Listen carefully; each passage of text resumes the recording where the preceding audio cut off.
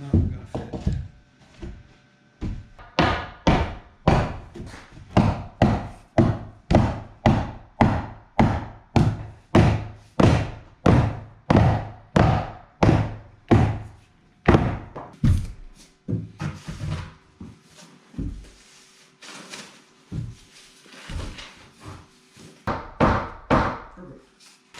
Not know that it matters whatsoever.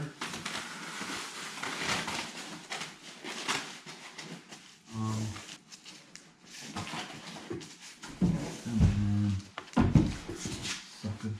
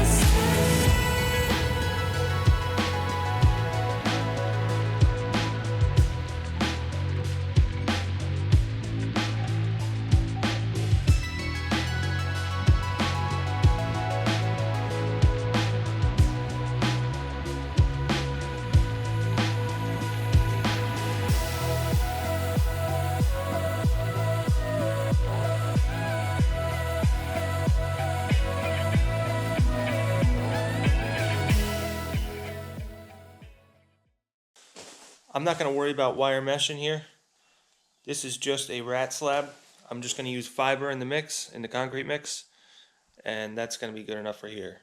This is just going to be a 3-inch rat slab, and wire mesh just kind of gets in the way and it sticks up a lot when you're doing thinner pours like that. But this is just a rat slab, it's just a crawl space. Doesn't need to be anything special. We have these 2 footings here. One is for the girder beam that carries across here, because the joists are going to be like this. And then that one is so that I can post up to that beam, I guess you could call it, up there, which I don't even think it's holding any weight, but we're just going to put it there anyways. So the top of the slab is going to be right about here, and I know that you don't normally see that. It's below the footing, but we needed that because of the height in here.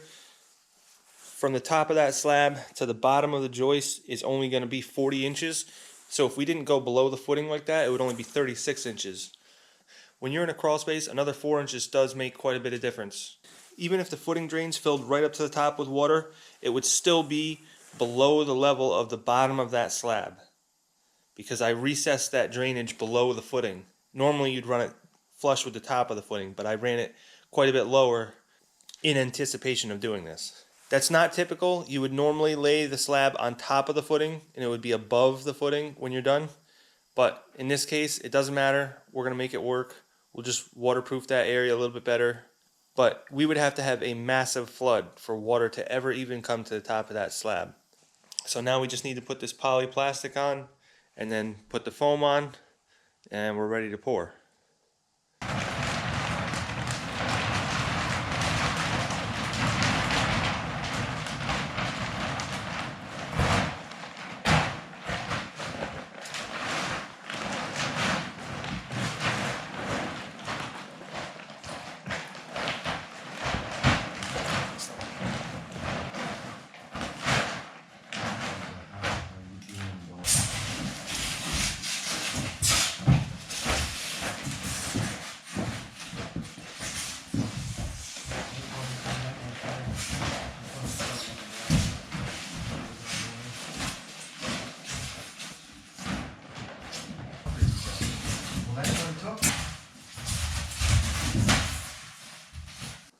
Polyplastic is all in, foam is down, footings are cut out, line is snapped for the level of the slab. So we're ready to pour concrete, waiting on the truck.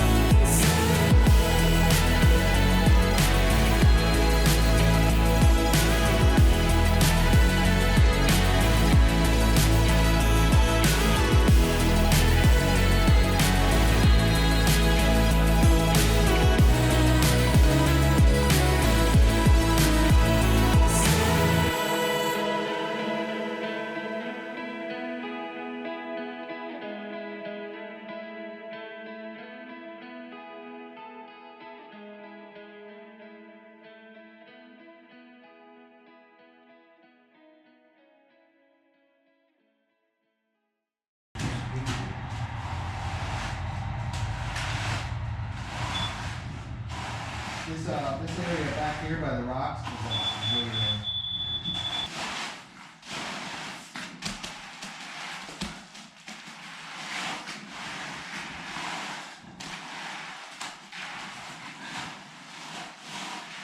Work our way to the door.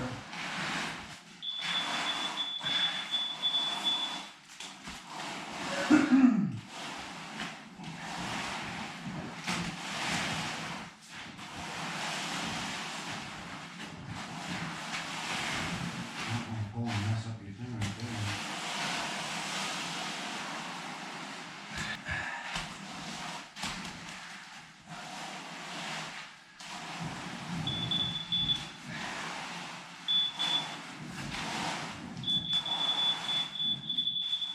Go back to... Huh?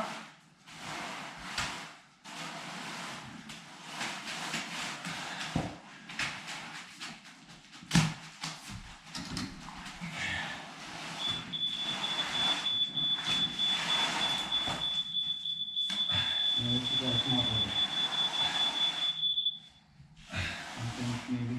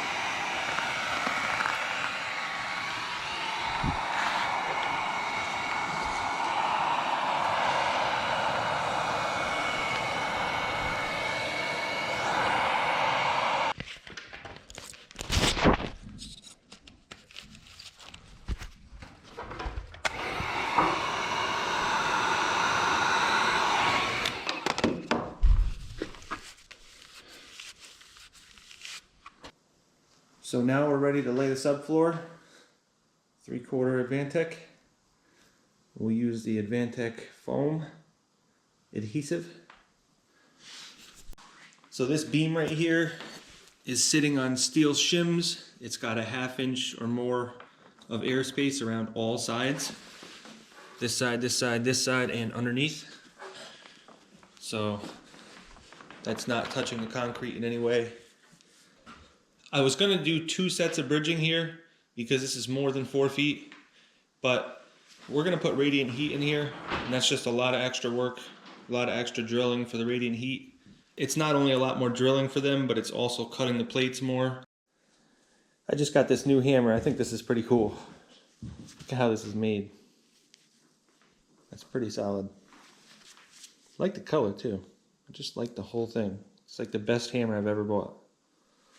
I don't really use big framing hammers. 16-ounce hammer is perfectly fine. I like the straight claw. This is what I use 90% of the time. If you were just a framer, I could see using a bigger hammer, but to me they're just kind of obnoxious.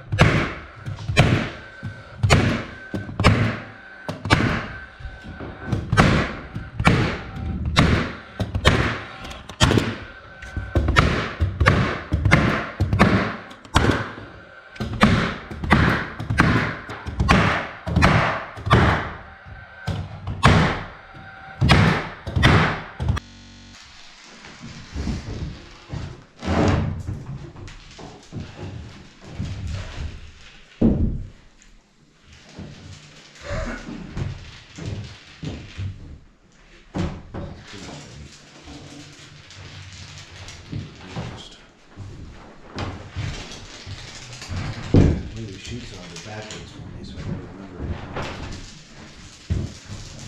The direction.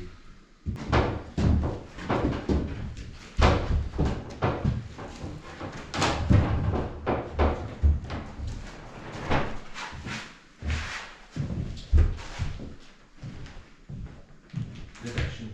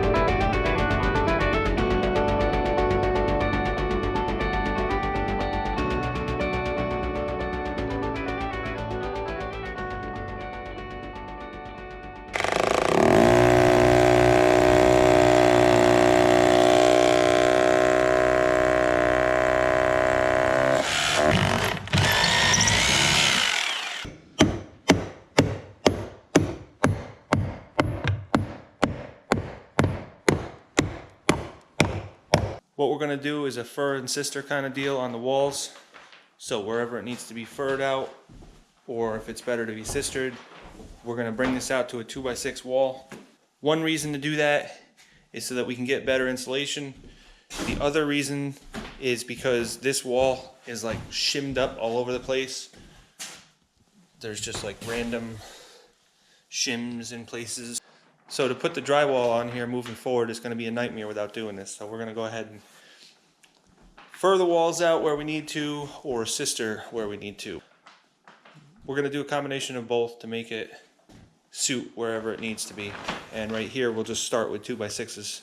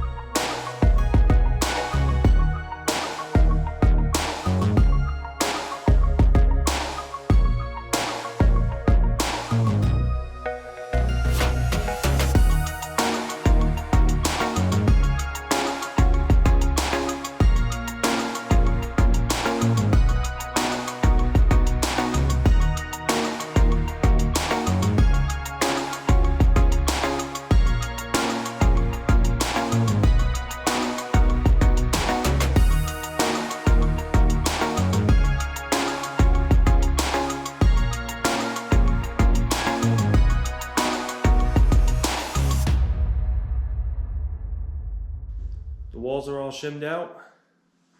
They are ready to receive some electrical work and then some insulation and a little bit of plumbing over here.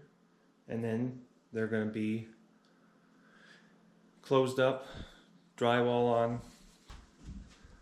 So now we can fit some 2x6 insulation in here. And they're nice and straight for the drywall. What we did to get this straight is we had a string on the top and we had the sill plate on the bottom that was already at the place that we needed it. So you just go from A to B and that's your shim. So a lot of these are custom. Sometimes it's easier to make it a little bit smaller and then put some shims in just to bring it out. It's kind of a weird situation right here with these beams, so we'll probably bring the drywall right up to that little lip up there and then somehow blend it in up there. We're going to close up this bathroom right here. We're going to put this wall, it's going to go right here and all the way over to there. But before we do that, what I need to do is actually, I'm going to knock down that whole area and make two different doors. As you can see, this door isn't in great shape here, so we're going to have to take that out, take about up to here, just knock all that out, and then we're going to have two doors. That's going to be a 32-inch door, that's going to be a 30-inch door, and then we're going to put the wall right in between it. The wall's going to go all the way down to here. So that way this isn't an ensuite anymore, which is kind of a dedicated master bedroom bathroom, because the other bathroom in the house only has a toilet and a sink. So you kind of need access from the rest of the house instead of just from the bedroom. So originally we were going to put it from the kitchen here, which is right here. Like from right here to right here, that's the kitchen over there. But then I suggested it's not really a great idea to put a bathroom door into the kitchen, right? Especially that area is going to be like the dining area, so we don't want to put that door right next to there, because then if somebody goes to the bathroom while people are eating, that's kind of weird. Out here is kind of a weird little spot here. This is a chase, but the only thing this chase has in it is 2 waste pipes and maybe a supply line for the bathroom upstairs. And it's like 3 feet wide and almost 2 feet deep. So what we're gonna do is get rid of that whole thing. We're gonna reroute that waste pipe over into the wall over there, which means we also got to get into the ceiling so we can send it over that way. And then we're going to take all this down and reframe this so that there's 2 doors. So that's going to be the bedroom door, that's going to be the bathroom door. So that's the next thing we need to do here. And I also have some other projects going on the other side of the house, so we'll do some other videos about that soon. But this is all ready to move to the next steps. Got our wedge anchors. Since the slab is below the top of the footing, what I did is waterproof that joint, both this joint and this joint. And then I also waterproofed up to the next seam here. See, there's a seam right there. So the joint in between these, I just waterproofed those. So each one is like that.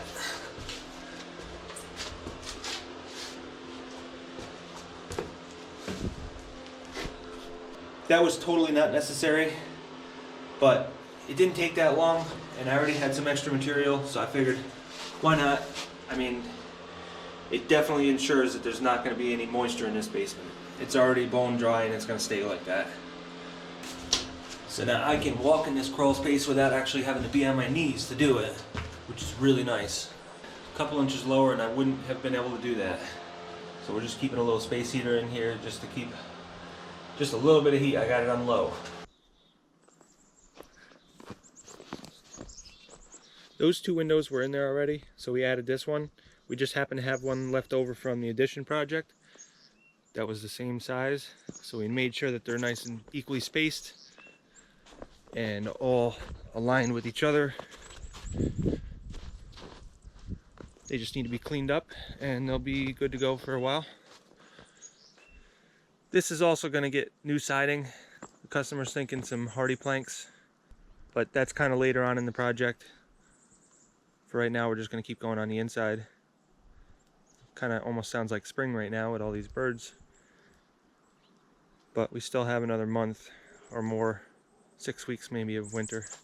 The next video in this series is going to be installing the bathroom inside, insulation, electrical, taping, plumbing, and we're also going to do some videos on that addition again. So I'll see you guys on those.